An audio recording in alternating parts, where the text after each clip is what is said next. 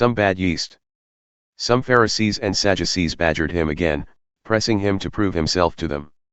He told them, "You have a saying that goes, red sky at night, sailors delight, red sky at morning, sailors take warning. You find it easy enough to forecast the weather, why can't you read the signs of the times? An evil and wanton generation is always wanting signs and wonders. The only sign you'll get is the Jonah sign." Then he spun around and walked away. On their way to the other side of the lake, the disciples discovered they had forgotten to bring along bread. In the meantime, Jesus said to them, "Keep a sharp eye out for Pharisee-Sadducee yeast." Thinking he was scolding them for forgetting bread, they discussed in whispers what to do.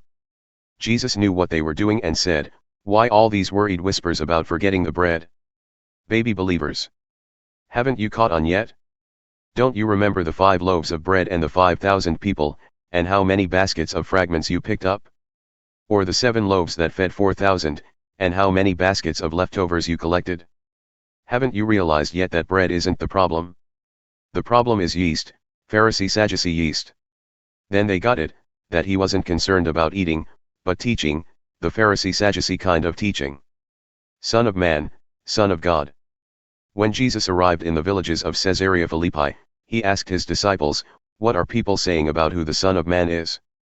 They replied, "Some think he is John the Baptizer, some say Elijah, some Jeremiah or one of the other prophets." He pressed them, "And how about you? Who do you say I am?" Simon Peter said, "You're the Christ, the Messiah, the Son of the living God." Jesus came back, "God bless you, Simon, son of Jonah. You didn't get that answer out of books or from teachers. My Father in heaven, God himself, let you in on the secret of who I really am. And now I'm going to tell you who you are, really are. You are Peter, a rock.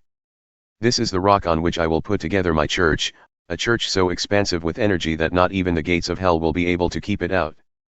And that's not all. You will have complete and free access to God's kingdom, keys to open any and every door, no more barriers between heaven and earth, earth and heaven. A yes on earth is yes in heaven.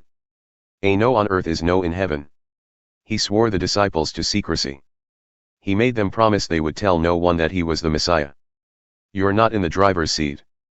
Then Jesus made it clear to his disciples that it was now necessary for him to go to Jerusalem, submit to an ordeal of suffering at the hands of the religious leaders, be killed, and then on the 3rd day be raised up alive.